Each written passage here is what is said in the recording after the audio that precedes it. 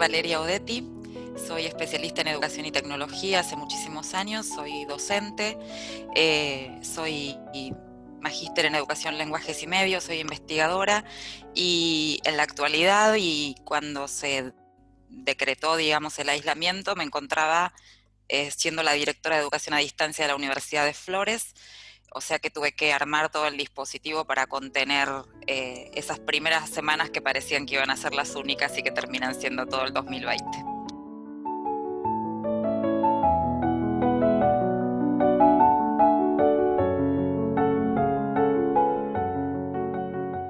La dificultad mayor que tuvimos fue precisamente que quienes teníamos mucha experiencia en educación a distancia sabíamos que la emergencia no permitía desarrollar una educación a distancia. Básicamente una educación en línea, virtual o a distancia, como se suelen llamar, requiere un nivel de planificación y una articulación de equipos de trabajo que no era la que teníamos cuando había que salir en una semana a reemplazar la presencialidad, ¿sí? En educación a distancia lo que hay es articulación de equipos para producir contenidos en formatos diferentes de un texto, digo, se hacen videos, se diseñan actividades que requieren configuraciones de herramientas, se diseña una estrategia comunicacional con los estudiantes, pero todo eso tiene un tiempo de planificación que es previo al dictado efectivo de la materia o de la asignatura o de la carrera que se haga a distancia. En este caso no fue así y lo que hubo que salir fue a contener mucho a los docentes y a capacitarlos en el uso mínimo de algunas herramientas que permitieran lo más importante, que 6 meses después sigo creyendo que es lo más importante, que es el vínculo pedagógico. Todo lo demás tiene solución y tiene compensación. El vínculo pedagógico que se pierde, no. Entonces el acento estuvo puesto en no perder nosotros el vínculo con los docentes. En nuestro caso, en el caso de la universidad, eran muy pocos los docentes que estaban empapados de ciertas herramientas tecnológicas, que tenían aula virtual, eran la minoría. Tuvimos que hacer una creación compulsiva de aulas y un acompañamiento de ellos para esto, para que pudieran mínimamente comunicarse con los estudiantes y recién después entonces sí preguntarse, bueno,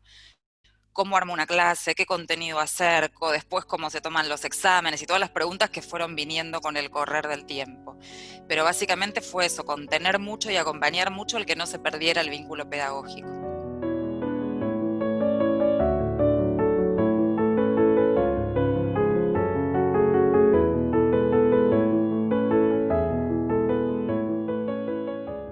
La educación a distancia tiene, además de la cuestión pedagógica, didáctica, que podemos, ¿no?, decir de esto que tiene que ver con la planificación de los tiempos, con la producción de contenidos, tiene una dificultad de base que tiene que ver con el equipamiento y la conectividad. Por eso desde hace muchos años se viene discutiendo o se viene hablando de la conectividad como derecho, porque realmente nos damos cuenta en estas circunstancias que no es un tema menor en el mundo actual tener o no tener acceso a los dispositivos y a la conectividad. Entonces ahí hay un tema donde las instituciones, especialmente las universidades, salieron también, tanto públicas como privadas, bueno, compraron tarjetas de datos para darle a los docentes que no tenían conectividad en sus casas, digo, equipamiento de las instituciones, o sea, hubo que salir a sostener también eso que llamamos el primer escalón de la brecha digital, ¿no?, que tiene que ver con el acceso y con la conectividad.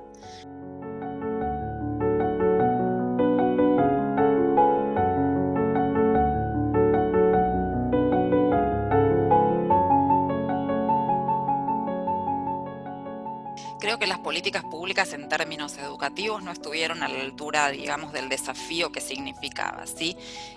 Las políticas de reparto de cuadernillos, por ejemplo, o de poner programas de televisión pueden servir, pero eso es una estrategia muy menor respecto del desafío que había que asumir. Hubiese sido bueno una política, por ejemplo, que diera datos o que rescatara, por ejemplo, las máquinas de conectar igualdad a través de formas de desbloqueo online para que tener muchos más equipamientos de los que efectivamente se disponían. Ahora, 6 meses después, hay que pensar por un lado cómo se recupera el vínculo pedagógico, porque sobre todo en la educación básica, digo acá una distinción entre la universidad y la educación básica, sobre todo en la educación básica es un vínculo que cuando se rompe es mucho más difícil de recomponer, porque los chicos quedan mucho más vulnerables, los adolescentes quedan mucho más vulnerables, y los docentes salieron a hacer lo que pudieron, pero la verdad es que no había experiencia en esto, no es lo mismo el docente que inquieto y curioso integraba tecnologías en sus aulas que el que tuvo que salir a hacerlo todo de forma virtual o de forma mediada por tecnología, además con todas las cuestiones de la vida personal de todos, ¿sí? De los tiempos mezclados, de la negociación doméstica, de la conectividad, de los equipos, porque no teníamos una computadora para cada hijo, para cada pareja, digamos, ¿no? O sea, entonces, bueno, fue toda una negociación de eso, más la sobrecarga, sobre todo marzo y abril, me los acuerdo como meses donde parecía que las horas no rendían, que el día se acababa y que uno no sabía qué día era y que realmente se la pasaba 12 horas por día frente a una pantalla hablando con los alumnos, ¿no? Creo que después fuimos aprendiendo también un poco a manejar esos tiempos. Ahí hubo algo que los que trabajamos en educación a distancia hace mucho tuvimos que aprender, y es que el entrenamiento que nosotros teníamos en la asincronía, es decir, en las propuestas que no requerían de estar conectados todos juntos al mismo tiempo, les era tremendamente difícil a los docentes que no lo habían transitado antes. Entonces, sustituir por una clase por Meet o por Zoom, por cualquiera de las herramientas, les era más fácil, pero al mismo tiempo era inmensamente agotador, porque uno no tenía esa dinámica de la presencialidad, que es el café, que es el saludo, que es, ¿no? O sea, que tiene, digamos, como entre clase y clase cierta dinámica social que hace más llevadera la cosa. Acá era aprender y apagar y parecía uno como un robot hablando de los distintos temas, ¿no? Entonces, bueno, ahora, tenemos que pensar cómo recuperar los vínculos en el caso de haberlos perdidos, tenemos que pensar si hay una vuelta a la presencialidad, cómo se vuelve, pero también tenemos que pensar que parte de esto que vivimos llegó para quedarse, porque también tenemos que pensar para qué va a valer la pena volver a ir al edificio escuela o al edificio universidad si muchas cosas las sustituimos sin salir de casa. Es una pregunta que me parece importante porque para mí tiene sentido volver, si le damos un sentido a volver, no solamente a ocupar un espacio en un edificio. Y también tiene sentido que pensemos qué cosas aprendimos a hacer así, que también valen la pena, porque el mundo es digital,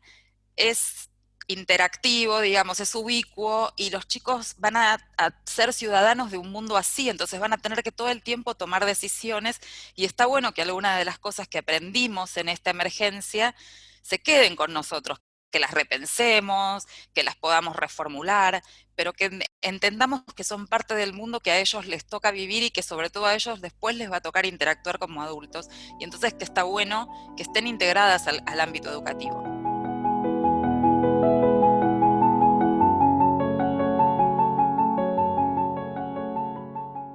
Yo creo que hay que empezar a pensar modelos, lo digo en plural, porque tampoco creo digamos, creo que un gran aprendizaje es que no podemos seguir pensando en un único modelo de escuela, ¿sí? Tenemos que empezar a pensar en formas de la escuela o formas de la escolaridad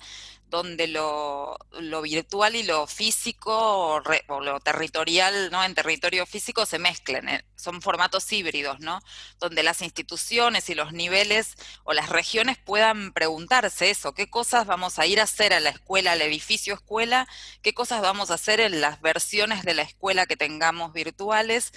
Creo que hay que trabajar un montón también en pensar cómo se le da un lugar a las familias. En estos meses fueron claves las familias para poder sostener los aprendizajes de los chicos, sobre todo en el nivel primario. Entonces, me parece que hay que pensar eso, que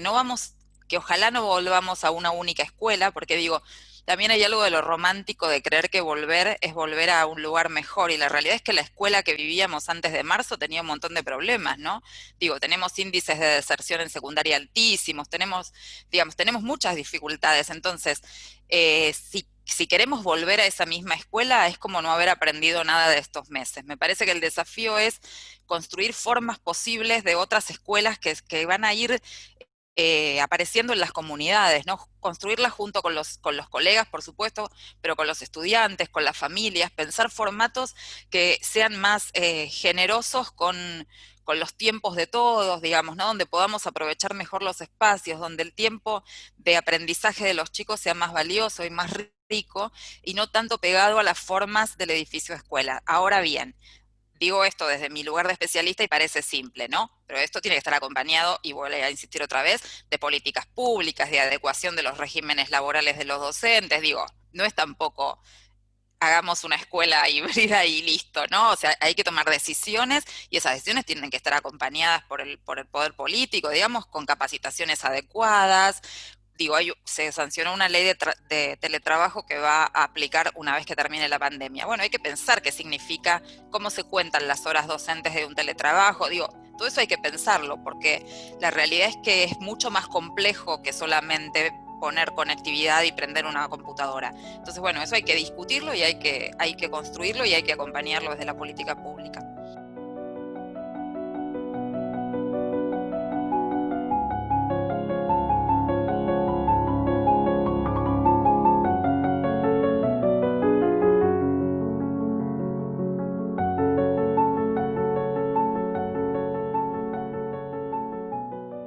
Creo que hay que reconectar los vínculos con los alumnos si se perdieron. Eh, si dar clases en las plazas es que los chicos estén escuchando un tema que no les interesa, digamos, que nadie les pregunte cómo están, es dar el presente porque hay que cumplir con cierta norma, no creo que tenga sentido. Creo que hay que buscar la manera de reconectar con los chicos. Creo que los primeros y los últimos años de cada nivel son además, más allá de que hayan tenido clases virtuales, son poblaciones que están atravesadas por lo emocional, ¿no? En algunos casos porque no llegaron a adaptarse, en otros porque era el año para despedirse, y me parece que esa dimensión emocional que la escuela como sistema, no digo los docentes en particular, digo la escuela como sistema muchas veces no considera, me parece que es clave entenderla porque va a repercutir un montón en cómo sea esa vuelta cuando en algún momento podamos volver, o en cómo sean esas discusiones para reflexionar sobre las nuevas escuelas que vamos a construir en términos simbólicos. Porque en algún punto los chicos que no pudieron, porque no pudieron, y los que pudieron, porque en muchos casos se arreglaron solos, tuvieron 6 meses aprendiendo que a lo mejor no es tan valioso ir al colegio. Entonces, si nosotros creemos que es valioso, tenemos que construir con ellos por qué es valioso. Y para eso hace falta hablar, estar en contacto con ellos. Entonces, yo no me atrevo a decir ni que es una buena estrategia, ni me atrevo a oponerme sistemáticamente, ¿no? O enfáticamente. Creo que si no es esa, hay que pensar otras, pero hay que pensar urgentemente cómo antes de fin de año establecen conexiones con los chicos que no tuvieron ninguna conexión, y cómo se resignifica ese inicio de la escuela primaria y secundaria para unos y el final de los mismos niveles para otros. Creo que es imperioso.